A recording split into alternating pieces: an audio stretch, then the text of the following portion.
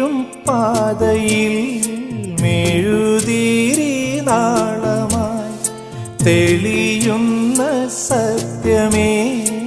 ഉലകിൻ്റെ നിത്യതേ